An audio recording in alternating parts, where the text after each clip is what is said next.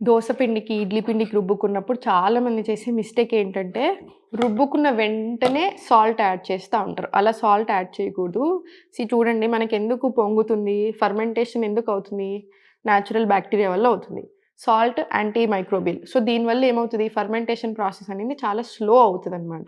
ఇప్పుడు మీరు వింటర్స్‌లో ఉన్నారనుకోండి, ఆల్రెడీ సరిగ్గా అవ్వదు ఫర్మెంటేషన్ లేట్ అవుతా ఉంటది. ఇంకా డిలే అయిపోతది. అండ్ ఇంకొక ప్రాబ్లమ్ ఉంది. మీరెప్పుడైనా సరే అట్లా ఇప్పుడు సమ్మర్స్‌లో కొంతమందేంటంటే కొంచెం సాల్ట్ యాడ్ చేస్తారు. మరీ ఎక్కువ ఓవర్ ఫర్మెంట్ అవ్వకుండా ఉంటది అని. అట్లా చేసినప్పుడు ఏమవుతదంటే మీకు ఆల్రెడీ అసిడిటీ ఉన్నా, లేదా బ్లోటింగ్ ఇష్యూస్ ఉన్నా, గ్యాస్ ఇష్యూస్ ఉన్నా ఇంకా ఎక్కువయ్యే ఛాన్సెస్ కూడా ఉంటాయి. అండ్ మళ్ళీ బాగా సోర్ అయిపోతదనమాట. సవర్ అయిపోతది. సో, అందుకని మీరు సెపరేట్‌గా తీసుకున్నప్పుడు పొంగిన తర్వాత అంటే ఉబ్బుతది కదా పిండి. ఆ తర్వాత మీరు యాడ్ చేసుకొని పెట్టుకోవచ్చు. లేదా మీరు సెపరేట్ తీసుకొని చేసుకుంటా ఉంటాం గదా! మీరు ఇడ్లీ, దోస కలుపుకునేటప్పుడు సాల్ట్ యాడ్ చేసుకోండి. ఇది ఫార్వర్డ్ చేయండి. చాలామంది తెలియక చేసే మిస్టేక్ వల్ల unnecessary bloating issues, acidity issues వస్తా ఉంటాయి. సో, చూసుకుంటా ఉండండి.